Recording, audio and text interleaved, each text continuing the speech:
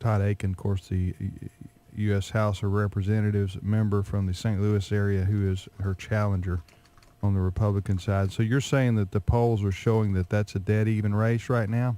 Yes, and that was in the two liberal newspapers had to report that yesterday, the Kansas City Star and the Post-Dispatch. So I'm sure grudgingly they did report that, but the grassroots have turned out, and I can tell you they're so encouraged by seeing this bus come through their state, and it just offers them the grassroots hopes that they can do this without the big money that should have been here Connie, to retain this good conservative seat. Yeah, Connie or Tony, either one. How many do the Democrats have in the Senate right now, and how many do the Republicans have, and what needs to happen for the leadership to change? Well, I would say we need the 5 seats, Tony. We need I would say 5 seats to turn the tide. And the good news about this particular seat is that this candidate, Todd Akin, has been elected 6 times and has voted 100% with us. So while there may be some seats that are more middle of the road Republicans that don't always do the heavy lifting, this particular seat, this particular man is a man of God, and he has conducted every inch of his life in that way. And so there are just many reasons why this particular seat of all the others is to me the most important.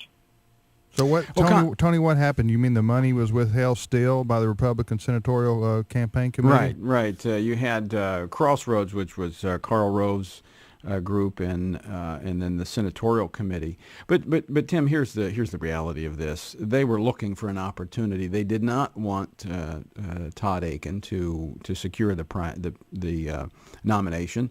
They did not support him in the primary. In fact, quietly, there's evidence to suggest that they opposed him. That's not surprising. The same thing happened to me when I ran for the Senate in Louisiana back in 2002. Same thing happened to Katherine Harris in Florida when she ran. The same thing happened to Keith Butler, the African-American pastor up in Michigan, when he ran for the U.S. Senate. They do not like social conservatives, and in part is because they're driven by conviction and principle, and they won't yield, not just on the social issues, but the fiscal issues as well. And you'll notice, Tim, we've talked about this a lot of times, it's not just the Democrats that have been spending us into a $16 trillion debt, it's been the Republicans as well. So they saw an opportunity when he, inartfully made that comment about rape, and he acknowledged as such and apologized, but yet they didn't find that appeasing. And so they pulled all of the funding, millions of dollars out of that race, and tried to force him out. I received several phone calls from Senate leadership, wanting me to talk to him about getting out, and FRC Action, our PAC, said no. He has a stellar record with us, and we supported him in the primary, and we're not leaving him because he, made, what he acknowledged was a inappropriate, or not inappropriate, but a inarticulate statement that was not fully explained, and the media ran with it. And we said, look, if you guys run from Todd Akin, they're going to make this an issue in this election cycle. And sure enough, that's exactly what they've done.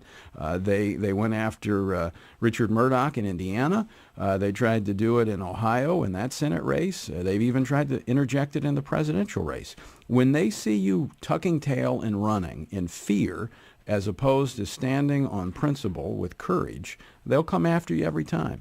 So I'm pleased to see that Todd has bounced back. He's up in some polls within the margin of error in others. And I think he can win this race. And that's why Connie and the team are there in Missouri. I'll be joining them tomorrow. And we'll be going across that state, taking that message on Friday. Governor Huckabee and I will be having a breakfast for pastors. This is not related to the bus tour, but we'll be up there talking to pastors about the importance of them encouraging their congregations to turn out on Tuesday and vote. And that's in the Kansas City area. And folks can find out about that by going to watchmanevents.org, watchmanevents.org. And if you're a pastor in the Kansas City area, be sure and come out and join us Friday morning. Connie, thanks so much for your time, and we wish you the best during your trip there in the Show Me State, and look forward to good results. Thank you very much. Thank you. Make sure you stay in the bus, Connie, not under it, okay? I don't stay in the bus, but right. we'll look forward to seeing you, Tony. All right, Connie. Keep rolling. Bye-bye.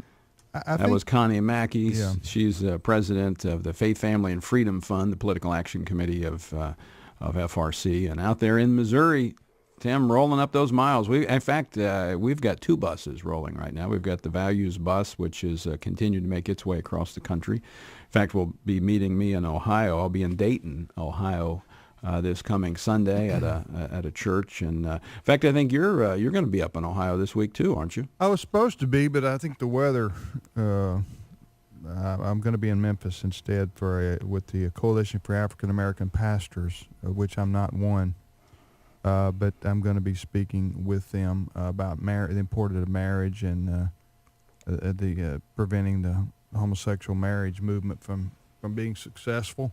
And so I'll be with Pastor Bill Owens. You're right, we were supposed to be in Cleveland, but I believe it was the inclement weather, so forth. So they moved it to Memphis? They moved it to Memphis where it'll be sunshine. And well, that's good. But it It's a will be little in closer to Ohio. home. You know, Tennessee's not a swing state. Ohio